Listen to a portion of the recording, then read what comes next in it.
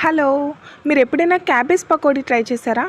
ఒక్కసారి ట్రై చేయండి. ఎప్పుడు కూడా ఇదే పకోడీ చేసుకొని తినాలి అనిపిస్తుంది.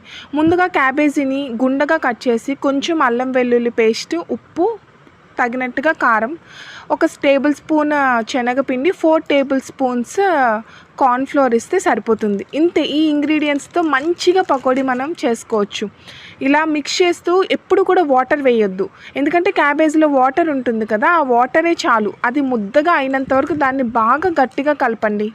వీడియోలో చూస్తున్నట్టుగా అదొక చిన్ని లడ్డూలాగా స్టిక్కీగా ఉంటుంది. అంతవరకు కూడా దాన్ని బాగా కలుపుతూనే ఉండాలన్నమాట.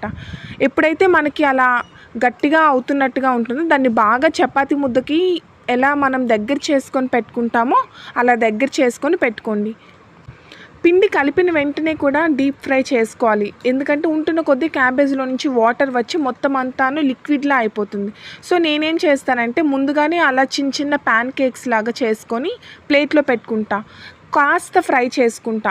ఎప్పుడైతే మళ్ళీ తినాలి అనుకుంటానో అప్పుడు మళ్ళీ డీప్ ఫ్రై చేసుకుంటా. లేదు అంటే మీరు అప్పటికప్పుడే చేసేసుకోవాలి అనుకుంటే డైరెక్ట్గా మీడియం ఫ్లేమ్ టు హై ఫ్లేమ్కి అడ్జస్ట్ చేసుకొని మంచిగా డీప్ ఫ్రై కూడా చేసుకోవచ్చు. నేనైతే ముందుగా కొంచెం ఫ్రై చేసుకొని పక్కకు తీసుకుంటాను, ఆ టైంకి మళ్ళీ నేను డీప్ ఫ్రై చేసుకుంటా.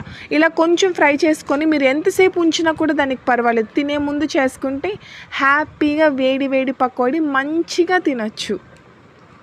మీరు కూడా ట్రై చేసి టేస్ట్ ఎలా వచ్చిందో కామెంట్ బాక్స్లో కామెంట్ చేయండి. Thank you. Subscribe to the Shravani with you vlogs.